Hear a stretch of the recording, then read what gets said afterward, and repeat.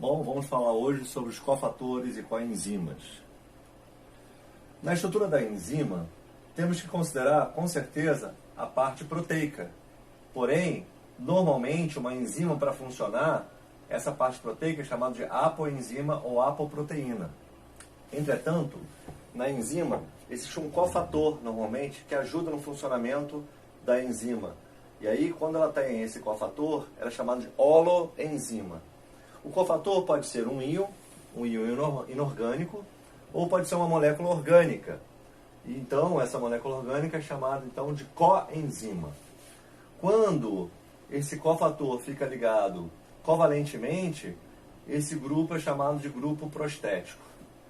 Lembrando que algumas enzimas são feitas de RNA, são chamadas de ribozimas, mas a grande maioria das enzimas é constituída por proteína. Muitas enzimas necessitam da associação com outras moléculas ou íons, como eu falei, para exercer o papel catalítico. Então, esses componentes da reação enzimática são chamados de cofatores. Por exemplo, os íons metálicos, cálcio, magnésio, zinco, ou moléculas orgânicas, que não são proteicas e são as coenzimas. Normalmente são derivados de vitaminas. Esses cofatores não estão ligados permanentemente à molécula da enzima, mas na ausência deles, a enzima fica inativa, não acontece a catálise. Atuam então no sítio ativo da enzima, participando da reação, dessa catálise, dessa transformação. Bom, as enzimas que precisam de íons são chamadas de metaloenzimas. Exemplos de metaloenzimas e seus correspondentes íons. Por exemplo, a enzima anidrase carbônica precisa de zinco. Vou mostrar um exemplo aqui. A piruvato quinase precisa tanto de potássio quanto de magnésio. As ATPases precisam de magnésio e também precisam de sódio, ATPase. A urease precisa de níquel. Vamos dar alguns exemplos. O magnésio, por exemplo, é um íon que atua como cofator em cerca de 300 enzimas. Em todas as reações relacionadas à transferência de grupamento fosfato, as sinases, as fosfatases, as ATPases, precisam de magnésio para o funcionamento da enzima. Por exemplo, a hexoquinase, uma enzima importante para a fixação de glicose nas células, tem a hexoquinase e a glicoquinase, elas transferem o grupamento de fosfato do ATP para a glicose na posição 6, formando aqui glicose 6-fosfato. Porém, para quebrar esse fosfato da última ligação e transferir para cá, lá no sítio ativo da enzima, precisa do magnésio. Porque o magnésio ele vai enfraquecer a ligação do último fosfato do ATP, adenosina trifosfato. Nesse último fosfato aqui, essa ligação daqui será quebrada em função da ação do magnésio lá no sítio ativo da enzima, que consegue enfraquecer essa ligação, e o fosfato então consegue se ligar aqui ao carbono 6 da glicose, para formar a glicose 6-fosfato. São 300 enzimas que utilizam, vamos dizer que tem 1000 e poucas enzimas, 300 reações precisam de magnésio como cofator. Outro exemplo seria o zinco, sendo representado aqui nessa esfera amarela. Aqui é o sítio ativo da anidrase carbônica. A anidrase carbônica é uma enzima presente nas hemácias, que transforma CO2 e água em ácido carbônico. Depois desse ácido carbônico é transformado em bicarbonato. O zinco ele vai se ligar às histidinas do sítio ativo, o ácido glutâmico, aqui representando 3 histidinas aqui, no sítio ativo da anidrase carbônica, o zinco ligado, não covalentemente, de maneira coordenada.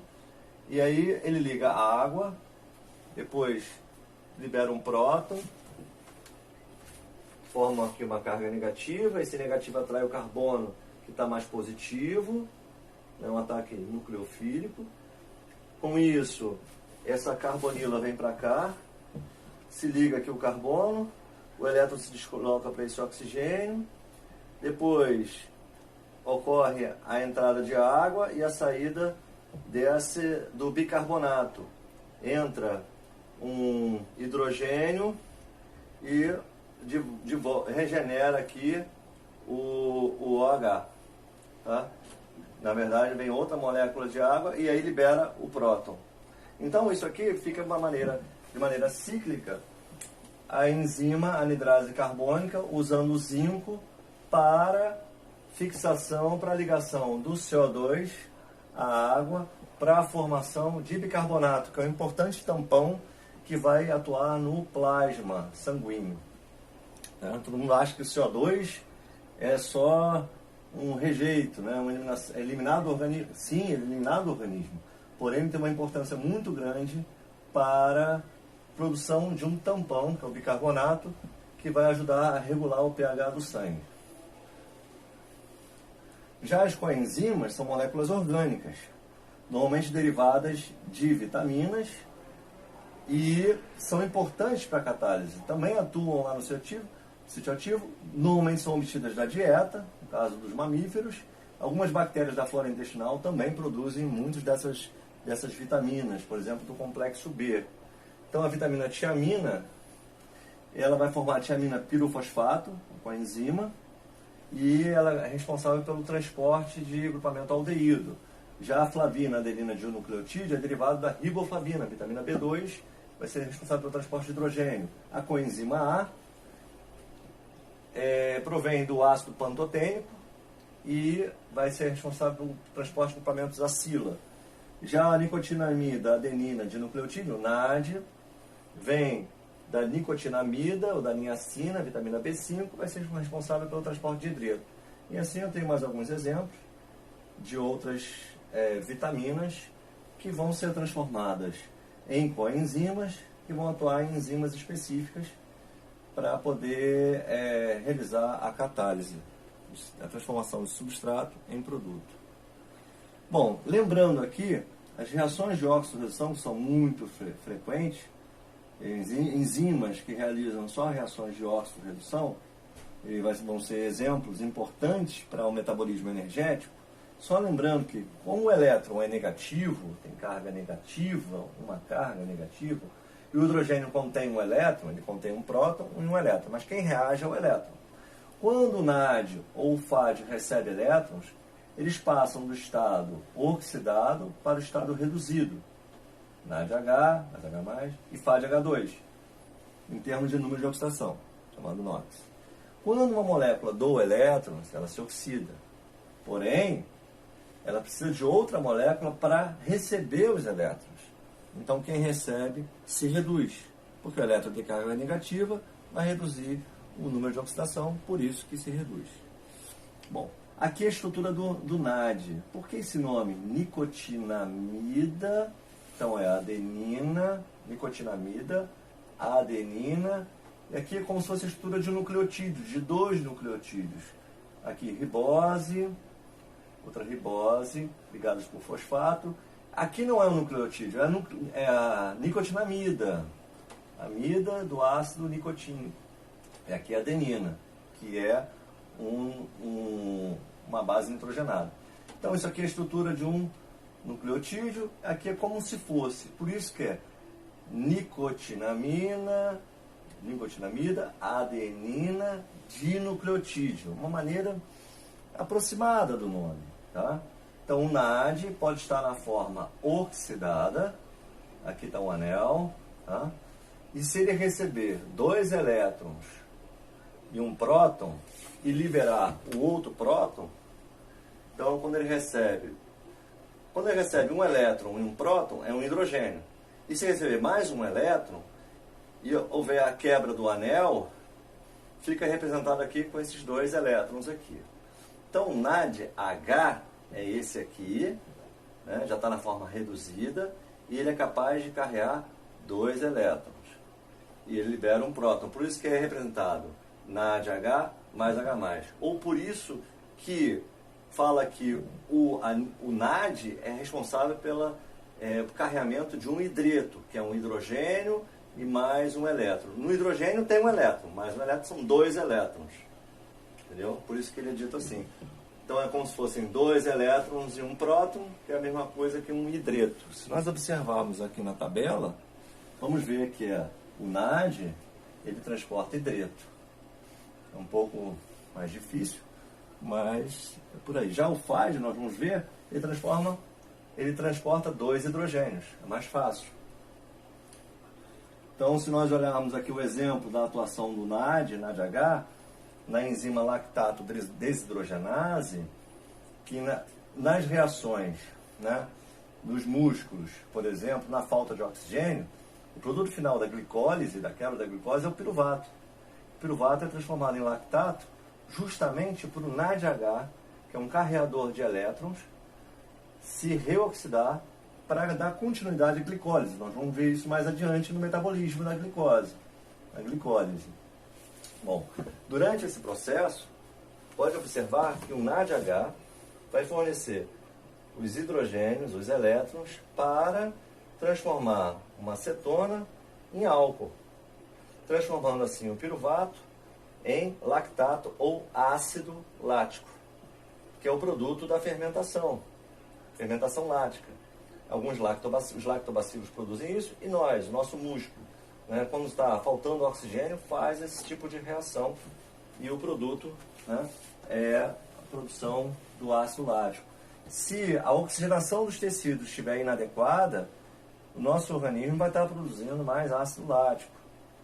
Os bebês, né, quando estão com problema respiratório, a pessoa quando está com problema respiratório, o nível de ácido lático no sangue deve aumentar em função disso, pela falta de oxigênio no tecido alvo.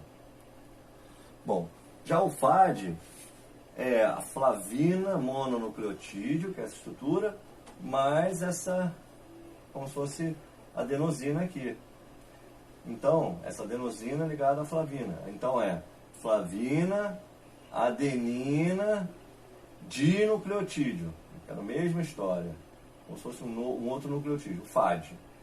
Então o FAD ele pode ligar um hidrogênio, flavina mononucleotídeo aqui, e o FAD com 2 hidrogênios, que é o FADH2, que é a forma normalmente utilizada, que participa das reações. O FAD se transformando em FADH2, ou seja, ele é capaz de receber 2 elétrons.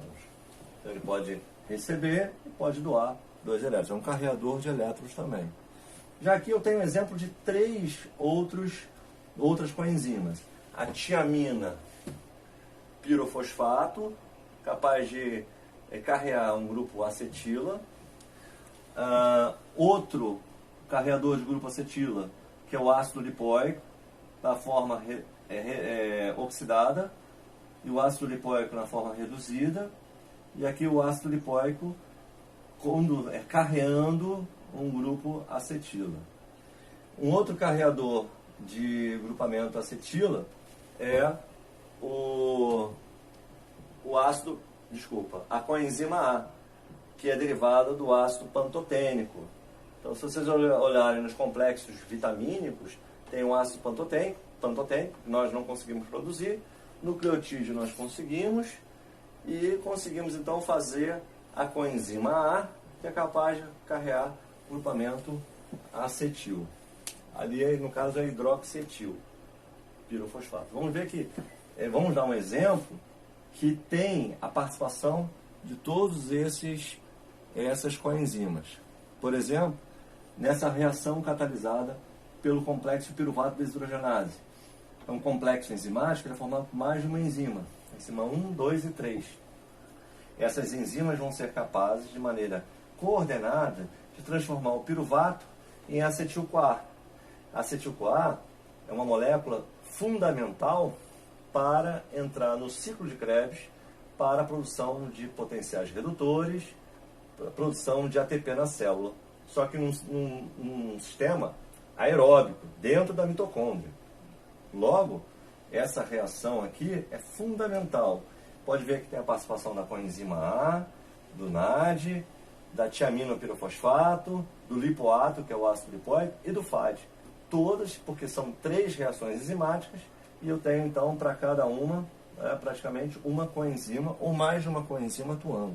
Podemos observar nesse esquema justamente essa transformação do piruvato a acetil-CoA primeiro, com a tiaminopirofosfato, promovendo o carreamento do grupo acil, ou acetil, liberando a carboxila, removendo descarboxilando, é uma piruvato desidrogenase. Depois, esse grupamento acil é transferido para o lipoato, está na forma oxidada, ele recebe o ácido lipoico, recebe o grupamento acil, que reage com a enzima A na forma reduzida, que faz o lipoato se reduzir e capta o grupamento acil do lipoato, ou ácido lipoico, formando acetil-CoA. Porém, para isso aqui dar continuidade, para essa reação continuar, o ácido lipoico na forma reduzida tem que ser oxidado de novo. Quem tira os elétrons daqui? É o FAD.